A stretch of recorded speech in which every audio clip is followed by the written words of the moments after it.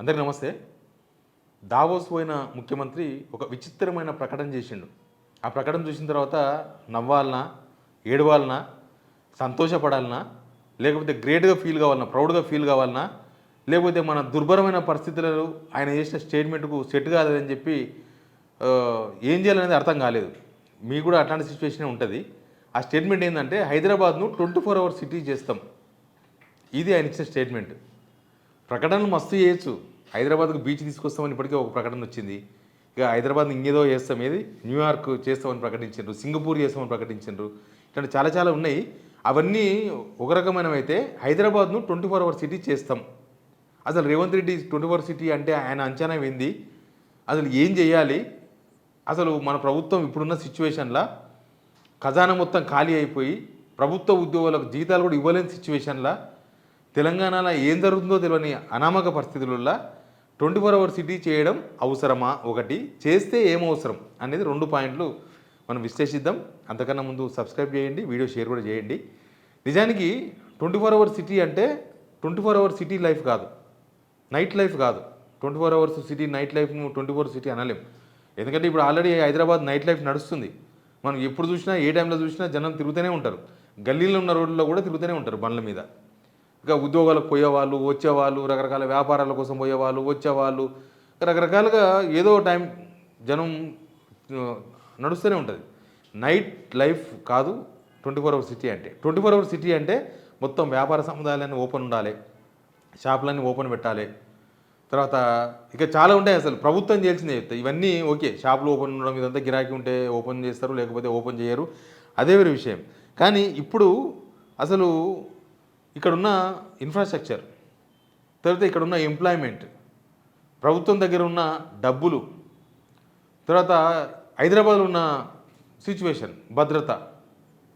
ఎందుకంటే night city అంటే 24 hours city. ఆయన అన్న భాషలో 24 అవర్స్ సిటీ అంటే 24 అవర్స్ సిటీ మొత్తం ఓపెన్ ఉంటాయి. షాప్స్ అన్నీ ఓపెన్ ఉంటాయి, మాల్స్ ఓపెన్ ఉంటాయి, సినిమా థియేటర్స్ ఓపెన్ ఉంటాయి, అవసరమైతే ప్రైవేట్ ఆఫీసులు ఓపెన్ ఉంటాయి, ఇక షిఫ్ట్ల వారీగా ఉద్యోగాలు చేసే అవకాశం వస్తుంది. ఇవన్నీ చాలా ఉన్నాయి. బట్ దీనికి ఏమేమి అవసరం ఉంది? రవాణా, మెట్రోను రాత్రిపూట టైం కుదించారు ఈ గవర్నమెంట్ వచ్చినాక. రీసెంట్గా ఒక 2 months అయింది అనుకుంటా. మెట్రో టైమింగ్స్ 11:30, 11:45 వరకు ఉంటున్నాయి వీకెండ్స్. ఇప్పుడు అది 11 o'clock వరకు మూసేసారు. ఎందుకు 11 o'clock కుదించారు? ఒక పక్క 24 అవర్స్ సిటీ చేయాలన్న ప్లాన్ ఉంది, ఇంకో పక్కనేమో మెట్రో టైంని కుదించారు. ఎందుకు కుదించారు అంటే గిరాకీ లేదు, ఎక్కే జనం లేరు, మెట్రో నష్టాల్లో ఉంది, అంతకుమించి ఇంకా నడపలేరు. 11 o'clock అయితే అంతవరకే చాలా తక్కువ మంది జనం ఎక్కుతున్నారు. వీకెండ్స్ అయితే అసలు జనమే ఉండలేరు మెట్రోలో, కాబట్టి నడపలేని సిచ్యువేషన్. ఆర్టీసీ ఎప్పుడు బంద్ పెడతారు? ఆర్టీసీ ఆల్మోస్ట్ 7 o'clock రష్ మొత్తం బంద్. 7 o'clockకే 8, 9 o'clock లోపే సిటీలో మొత్తం బస్సులన్నీ డిపోలోకి వచ్చేస్తాయి. ఇంకా 10కు 11కు చాలా పల్సగా కనిపిస్తాయి. మిడ్ నైట్ వరకు, ఆ 12 ఆ టైం వరకు ఏమో ఒక బస్సు తిరుగుతుంటుంది. ఎప్పుడో తప్పిపోయిన బస్సు ఉంటుంది కదా, రూట్ తప్పిపోయిందో, లేకపోతే లేటు ఎక్కడనో ఈ చైన్లో ఈ ట్రాఫిక్లో లేట్ అయిపోయిన బస్సులో తిరుగుతుంటాయి. అంతకుమించి బస్సుల ఫెసిలిటీ ఉండవు, ఆటోలు అవి ఇవి ఉంటాయి. కానీ మరి అట్లాంటప్పుడు నువ్వు 24 అవర్స్ సిటీ చేయాలంటే ఏం చేయాలి? నష్టాలు వచ్చిన మెట్రోని తిప్పాలి, నష్టాలు వచ్చిన ఆర్టీసీని తిప్పాలి, నష్టాలు వచ్చినా అన్నీ నడపాల్సి వస్తుంది. తర్వాత పోలీస్ సేఫ్టీ. ఇప్పుడున్న పోలీసులు సరిపోరు, డబుల్ పోలీసింగ్ చేయాలి. వాళ్ళు 3 షిఫ్టులు పనిచేయాలి. మార్నింగ్ ఎంతమంది ఉంటారో మధ్యాహ్నం అంతమంది ఉండాలి, మధ్యాహ్నం ఎంతమంది ఉంటారో నైట్ షిఫ్ట్ కూడా అంతే మంది ఉండాలి. అవసరమైతే ఇంకొక రింగు, ఒక జనరల్ షిఫ్ట్ నడపాలి మళ్ళీ. అంటే ఇప్పుడున్న పోలీసింగ్ అంతా డబుల్ పోలీసింగ్ చేయాలి, పెట్రోలింగ్ చేయాలి నైట్ మొత్తం. ఇప్పుడు సేమ్ ఉదయం పూట ఎట్లుంటారో నైట్ పూట కూడా అంతమంది పోలీసులు ఉండాలి. సేఫ్టీ చాలా ఇంపార్టెంట్. ఇప్పుడు క్యాబ్లో అవో ఏవో బుక్ చేస్తే రాత్రి ఇప్పుడు తిరుగుతాయి, బట్ దానికి గ్యారంటీ ఏది? ప్రభుత్వం ఇచ్చే సేఫ్టీ ఏంది? దాని కథ ఏంది? విద్యుత్, నీరు, ఈ 2 కూడా చాలా ఇంపార్టెంట్. 24 అవర్స్ సిటీ ఏంగానే అయిపోదు. ఉత్త సంఘాలు గుద్దుకొని మన జూబ్లీస్ ప్యాలెస్లో వండుకుంటే సిటీ నడవది. దానికి నీళ్లు కావాలి, 24 అవర్స్ మంచినీళ్ళు ఇవ్వగలగాలి, 24 అవర్స్ నిరంతరాయంగా కరెంట్ ఇవ్వగలగాలి. ఈ మధ్య కొంచెం మెరుగైంది కరెంటు హైదరాబాద్లో. పల్లెటూరులో అయితే 3 phase కరెంట్ లేదు, రైతులు చాలా ఇబ్బంది పడుతున్నారు. అదంతే ఉంది. మున్సిపల్ సిబ్బంది, రోడ్లు శుభ్రం చేసేవాళ్ళు కానీ, లేకపోతే ఎమర్జెన్సీగా ఒక రోడ్డు ఒక బొక్క పడితే ఇమ్మీడియట్గా వచ్చి అక్కడ దాన్ని సరి చేసేవాళ్ళు కానీ, తర్వాత హైడ్రా లాంటి వాళ్ళు కానీ మొత్తం 24 అవర్స్ పనిచేయాల్సి వస్తుంది. వాళ్ళు కూడా డబల్ చేయాలి మొత్తం సిబ్బందిని. 24 అవర్స్ సిటీ చేసేసి ఓన్లీ ట్యాంక్ బండ్ కాడ తిరుగుతారు, లేకపోతే మూసి చుట్టూ నేను బిల్డింగ్లు కడతా కాబట్టి అక్కడ ఉంటారు అంటే అట్లా కుదరదు. మన గోవా కూడా 24 అవర్స్ సిటీ కాదు. మన ఇండియాలో అసలు 24 అవర్స్ సిటీ లేదు ఇండియాలో ఇప్పటివరకు. ముంబై కూడా కాదు, తర్వాత చెన్నై కూడా కాదు, ఏమీ కాదు, బెంగళూరు కూడా కాదు. అక్కడ కూడా సేమ్ సిచ్యువేషన్. నైట్ లైఫ్ ఉంటుంది కానీ నైట్ సిటీస్ ఉండవు. నైట్ లైఫ్ అందరికి ఉంటుంది. ఒకరు 2 గంటలు నిద్రపోతారు, ఒకరు 3 గంటలు నిద్రపోతారు. ఇప్పుడు మనం కనుక కుక్కపేట ఏరియాకి పోతే 2 o'clock మిడ్ వాకింగ్ చేస్తుంటారు. వాళ్ళ టైమింగ్ అది. అంతేగాని అది నైట్ లైఫే కానీ నైట్ సిటీ కాదు. కాబట్టి అంత ఈజీ కాదు. ఇప్పుడు మనం కొన్ని వీడియోలు చూసినాం నిన్న మొన్న. ఇక్కడ దుర్గం చెరువు మొత్తం గుర్రపు డెక్కతోనే మొత్తం మూసుకుపోయింది. అసలు చెరువో అది భూమో ఎవరికి తెలియదు. అది సోషల్ మీడియాలో వచ్చిన తర్వాత హైదరాబాద్ పోయి క్లీన్ చేస్తున్నారు. దుర్గం చెరువు ఏడుంటుంది? రేవంత్ రెడ్డి ఇంటికి కొద్ది దూరంలో ఉంటుంది. రేవంత్ రెడ్డి వాళ్ళ అన్న ఇంటి ముందల ఉంటుంది దుర్గం చెరువు. రేవంత్ రెడ్డి వాళ్ళ అన్న తిరుపతి రెడ్డి ఇంటి ముందల. ఆయన ఇంట్లోకి వెళ్ళి కనుక ఒక షార్ప్గా ఒక వస్తువు విసిరేస్తే పోయి దుర్గం చెరువులో పడుతుంది. అంటే అంత దగ్గర ఉంటుంది. జస్ట్ 100 మీటర్లు 150 మీటర్ల దూరంలో ఉంటుంది. అప్పుడు హైదరాబాద్ నోటీస్ కూడా ఇచ్చి వదిలేసింది కదా, అందుకే చెరువులనే ఉంటుంది వాళ్ళ ఇల్లు.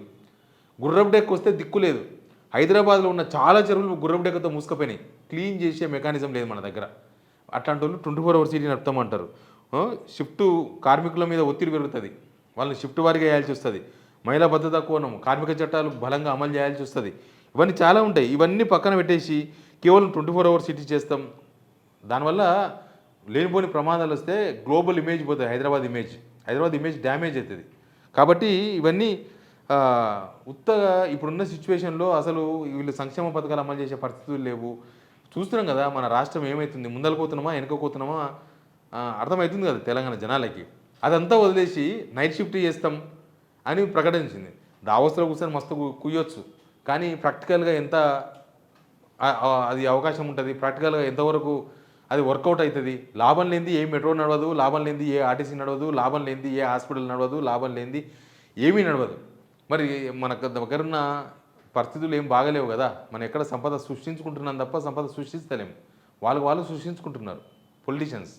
కానీ జనాలకి ఏం సృష్టిస్తున్నారు అనేది ఇంపార్టెంట్. తెలంగాణ ఇన్ఫ్రాస్ట్రక్చర్ ఏం డెవలప్మెంట్ అవుతుంది? వీళ్ళు వచ్చినాక ఒక కొత్త ఫ్లైఓవర్ కట్టలేదు, ఒక ఇటుక పిల్ల పెట్టలేదు, ఒక గుంత తీయలేదు, ఒక గోడ కట్టలేదు, ఏమీ చేయలేదు. ఉన్నవాడిని తిప్పుతున్నారు. ఇంకా ఈ గవర్నమెంట్ ఆఫీసులు అక్కడక్కడ సౌలభ్యకరంగా ఉంటే వాటిని మేము 2 కట్టలేమని చెప్పేసి చాలా దూరంగా ఉన్న ఎక్కడో గవర్నమెంట్ బిల్డింగ్ తీసుకుపోతున్నారు. ఇప్పుడు సబ్ రిజిస్టర్ ఆఫీసులు ఉన్నాయి. సబ్ రిజిస్టర్ ఆఫీస్ అక్కడనే ఉండాలి. అక్కడ ఉంచకుండా ఎక్కడో తీసుకుపోతారు. అది ప్రజలకు అసౌకర్యంగా ఉంటుంది, సౌకర్యంగా ఉండదు. ఇట్లాంటి సిచ్యువేషన్, ప్యాథటిక్ సిచ్యువేషన్ తెలంగాణలో ఉన్నది. ఈయనేమో హైదరాబాద్ 24 అవర్స్ సిటీ చేస్తామని దావోస్ నుంచి ప్రకటించారు. దీని మీద హైదరాబాద్ గురించి తెలిసిన వాళ్ళు, 24 అవర్స్ మీద అవగాహన ఉన్న వాళ్ళు మీరు కామెంట్ బాక్స్లో పెట్టండి. అవి ఖచ్చితంగా చదువుతా నేను. ఎందుకంటే మళ్ళీ ఫర్దర్ వీడియోకి అవసరం పడుతుంది. మీరు కామెంట్ బాక్స్లో మీ ఎక్స్పీరియన్స్ను లేకపోతే దీని మీద మీకున్న ఒపీనియన్ను షేర్ చేయండి. Please subscribe.